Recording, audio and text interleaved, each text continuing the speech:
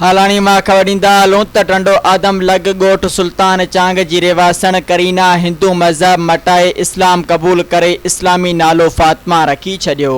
जंहिं बाद हिन ॻोठ सुल्तान चांग जे रेवासी कामरान अली वल्द अता मोहम्मद सां मेहरापुर जी कोर्ट में परणो करे छॾियो।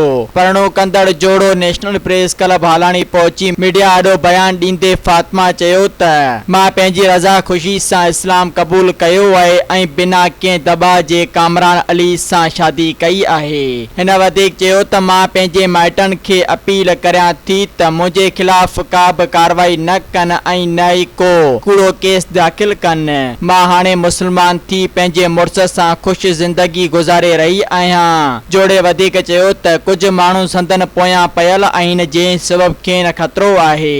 इन करे हिननि SSP शहीद बेनज़ीराबाद खां मुतालबो कयो त संदन पीछो कंदड़नि खिलाफ़ कार्रवाई करे खेनि तहफ़्फ़ुज़ फ़राहम कयो वञे। सब्सक्राइब कयो अवामी न्यूज़ HD खे ऐं ताज़ा तरीन ख़बरुनि लाइ ॾिसंदा रहो अवामी न्यूज़ HD।